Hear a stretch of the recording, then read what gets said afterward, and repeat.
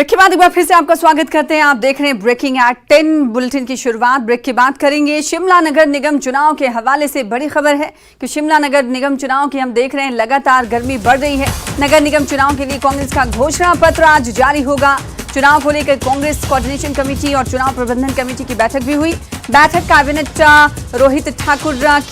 मंत्री रोहित ठाकुर की अध्यक्षता में हुई, जिसमें कई बड़े नेता शामिल हुए। बैठक के बाद रोहित ठाकुर ने कहा कि शिमला नगर निगम चुनाव जीतकर कांग्रेस हिमाचल में चुनावी जीत का हैट्रिक लगाएगी। उन्होंने कहा कि पहले कांग्रेस ने लोकसभा का उपचुनाव जीता, फिर विधानसभा चुनाव जीता और अब शिमला नगर निगम चुनाव जीतकर हैट्रिक लगाएंगे।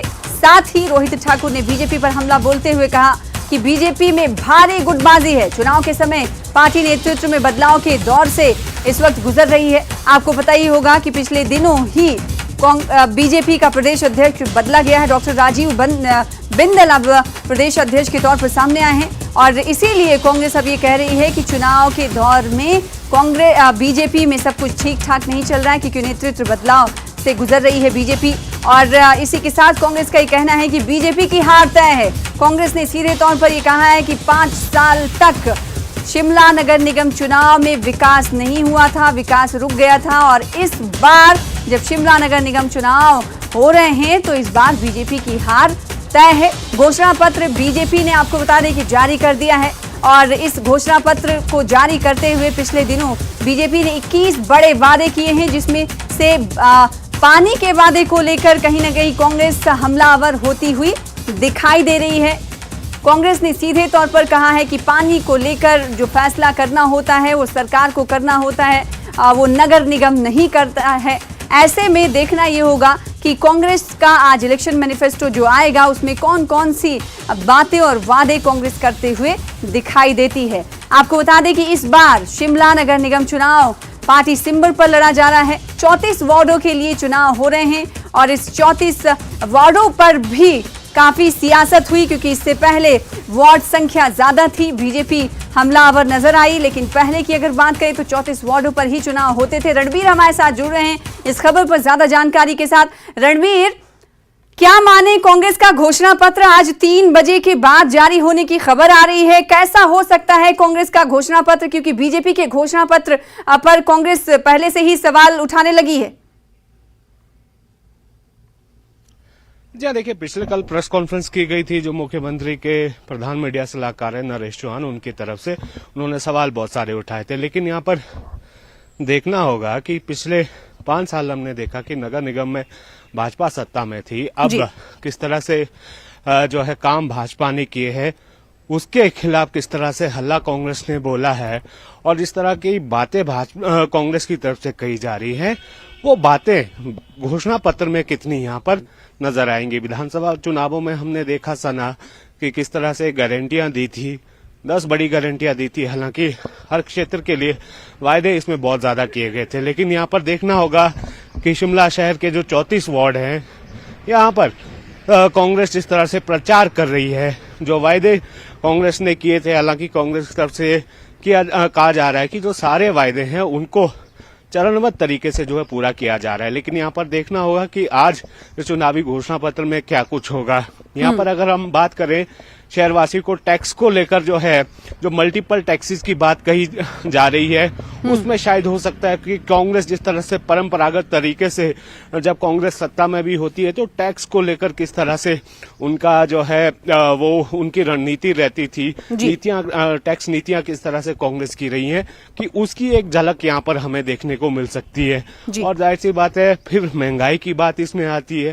कांग्रेस ने लगातार महंगाई का मुद्दा उठाया है। ये देखना होगा कि जो शहर में जो पानी की जो दरें हैं उनमें जो बढ़ोतरी हुई है, उस मुद्दे को भाजपा ने भी उठाया। जो पहला वादा भाजपा ने भी उठाया कि 40,000 लीटर तक जो है कोई पानी का बिल नहीं आएगा। तो देखना होगा कि इस मुद्दे को किस तरह से एड्रेस किया जाएगा। कूड़े का बिल है और पार्किंग एक बड़ी समस्या है, यातायात बहुत बड़ी समस्या है शहर के अंदर। और जो लंबे समय से एक रिटेंशन पॉलिसी की बात कही जाती है सना शिमला शहर के लिए, जो 3 मंजिल से ऊपर के जो मकान बने हैं उनको रेगुलर करने के लिए एक नीति की बात कही जाती है। अदालत में भी मामला है, तो यहाँ पर देखना होगा कि उसको लेकर किस तरह के वायदे यहाँ पर किए जाते हैं। रणवीर, एक सवाल और उभरता है क्योंकि हमने देखा था कि जब विधानसभा चुनाव हुआ तो इलेक्शन मैनिफेस्टो की शक्ल में गारंटियां जारी की थी कांग्रेस ने। तो क्या ये माना जाए कि जब शिमला नगर निगम का चुनाव होने वाला है तो क्या गारंटियों की शक्ल में ही वादे करते हुए कांग्रेस दिखेगी? इस हवाले से कुछ अनुमान लगाया जा सकता है या फिर वादे ही, चुनावी वादे ही उसे नाम दिए जाएंगे?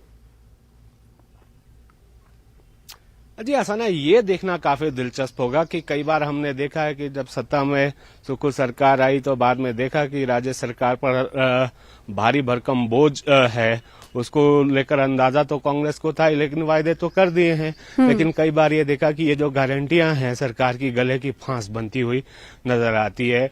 और यहाँ पर अब सबक क्या लिया जाएगा? और हालांकि कांग्रेस उस वक्त भी ये कहती रही कि जब सत्ता में आई गारंटियां पूरा करने के लिए चौतरफा जब सरकार को घेरा गया, हमले किए गए विपक्ष की तरफ से भी, तो ये कहा गया कि फाइनेंशियल मैनेजमेंट राज्य सरकार करेगी, कांग्रेस सरकार करेगी। तो यहाँ पर देखना होगा कि क्या उसी की तर्ज पर जो गारंटियां दी गई थी जो विधानसभा चुनावों के समय, क्या उसी की तर्ज पर कोई 8-10 वायदे शहर के लिए किए जाएंगे, उन्हीं को प्रमुखता से रखा जाएगा, या फिर कुछ और यहाँ पर देखने को मिलेगा? इतना जरूर है कि कांग्रेस की जिस तरह से नीति रही है, जो उनका परंपरागत घोषणा पत्र रहा है, पिछले विधानसभा चुनावों को छोड़ दें तो जो गारंटियों की बात की थी, इस तरह से बड़े बड़े वायदे जो है राज्य सरकार की, माफ कीजिएगा, कांग्रेस की तरफ से कभी नहीं दिए गए थे। यहाँ पर देखना होगा कि कांग्रेस को लगता है कि जिस तरह से उन्हें एज है, सरकार का फायदा है शहर के भीतर कि अगर हम बात करें तो हालांकि 10 साल से निगम की सत्ता से दूर है,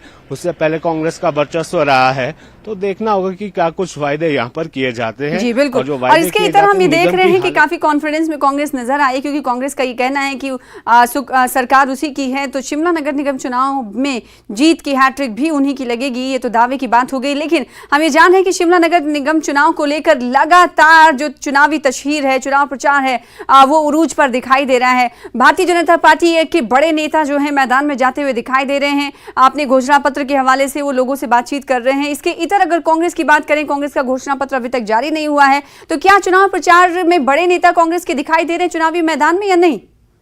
रणवीर जी देखिए, अब तक हमने देखा कि भाजपा से पहले जो है कांग्रेस ने अपने बड़े नेताओं को मैदान में उतारा था।